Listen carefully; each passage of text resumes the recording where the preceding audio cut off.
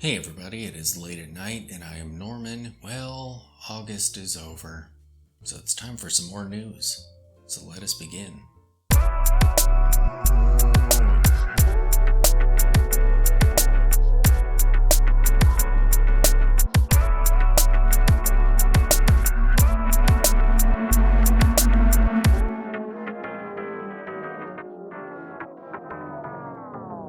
Time and Tide Watches did an article on a Rolex collaboration that apparently is going to happen. What is that collaboration? Rolex and Supreme. That's right, apparently there will be a Rolex Supreme watch. What do I think of that? I think it's weird. I mean, first off, we're talking about Rolex, a brand that is so conservative with its designs and whatnot that it'll tweak a line of text on its dial and consider that a new model. It has lines of watches that have literally looked pretty much the same for decades and decades. I mean, I suppose the lugs are thicker on this model than the other ones. They decided to get rid of some lume on another one, only to replace it later. Whoops. So they're pretty conservative with their designs, and they're going to pair up with a brand whose followers literally admit that they only buy their stuff because of the hype. Furthermore, I really don't understand people that'll drop tons of money on stuff just to brag about it. And there are even worse scenarios. A while ago, I was perusing through Nordstrom's high-end area, and I saw a whole rack of cotton t-shirts. And we're talking t-shirts that don't have logos on them. These literally looked like $15 t-shirts, and they were selling them for over $500. I mean, you can't even flex wearing those. Nice $15 t-shirt, bro. Yeah, this was $500. And at least the watch that has the Supreme logo all over the dial is really ugly. And I don't understand wanting to buy a Rolex with foul language on it. That just... And you're going to be paying a ton more for these than even a normal Rolex, I would think. Makes zero sense to me. Watch Pro Site did an article on enthusiasts versus collectors. And it was an interesting article, but I think I would disagree just a little bit. So they likened enthusiasts to people who dig into watches, learn all about them, love them, and own some of them. And maybe they'll buy a watch because they don't have a dive watch in their collection. Or they have dive watches and they have field watches, but they don't have a dress watch, so they decide they're going to add a dress watch. However, they likened collectors to people who will own 3 or 4 different Rolexes because the text on the dial is a little bit different. That sounds like a Rolex enthusiast. But I think it's a little bit different. I think that you could be both an enthusiast and a collector, and I think what they were calling a collector would just be a very obsessive collector. So an enthusiast, in my mind, would be someone who digs deeper. They don't just love watches and collect them. They're people who will study the history of different brands, who will dig into how movements work, what movements are in different watches. They'll really educate themselves about the watches that they're collecting. Whereas a collector might simply be a person who hunts for watches and has a large amount of them. And again, the obsessive collector would be the one who has 2 or 3 different Hamilton khaki fields for no reason at all, or they'll own 2 or 3 different watches that are nearly identical, but some really minute detail differentiates them. Nothing that anyone but that particular collector would notice. That would be the obsessive collector. But it was an entertaining article regardless. CNN did an article on the rise in counterfeit watches. U.S. Customs and Border Protection officers in Ohio seized 3 shipments of counterfeit watches and jewelry worth an estimated street value of nearly $7 million.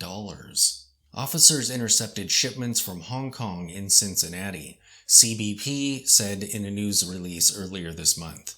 They contain more than 800 knockoff Cartier bracelets and 13 Rolex watches. The bracelets were addressed to a private residence in Virginia, and the watches to a business in Texas. One of the packages had a declared value of $319, But had the jewelry been real, it would have been worth more than $3 million. The CBP warned of a significant increase in counterfeit and pirated goods entering the US, fueled largely by the rapid growth of e-commerce. US consumers spend more than $100 billion every year on intellectual property rights infringing goods, falling victim to approximately 20% of the counterfeits that are illegally sold worldwide, the CBP said in a release. So be careful out there. USAWatchPro.com did a write-up featuring the Citizen Skyhawk Blue Angels edition. And what do I think of this watch?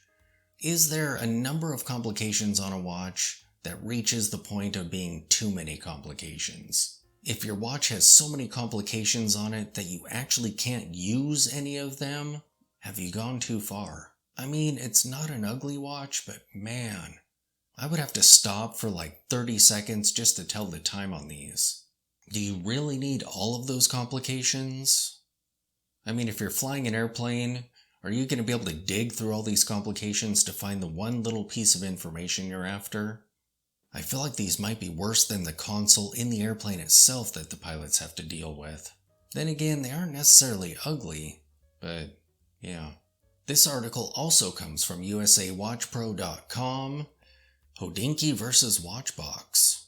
Now I have to admit it's been a long time since I've watched a Watchbox video. I used to watch their stuff frequently. I do encounter a ton of Hodinkee articles in my feeds and stuff, but I'm not biased in any way. I've enjoyed both of them pretty much equally for different reasons, I guess. But this according to the article, Watchbox has hired Hodinkee's editor-in-chief Jack Forster to drive forward its goal of producing the ultimate in editorial content. In just 5 short years, Watchbox has risen to the top of the global pre-owned and collectible luxury watch market. In just 5 short years, Watchbox has risen to the top of the global pre-owned and collectible luxury watch market.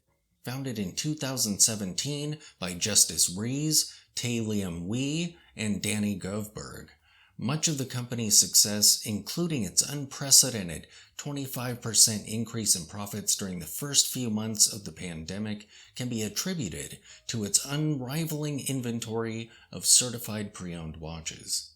But beyond the carefully curated selection of timepieces, Watchbox also provides detailed and informative editorial content that covers the watch industry, its key personalities, and the timepieces themselves. According to Watchbox chairman Danny Govberg, content and context are everything when it comes to the emotional connections we form with watches, in any collectible category. Serving as the foundation of the customer experience, today's collector is increasingly connected with an endless range of influences and a never-ending stream of content. Attention is in demand.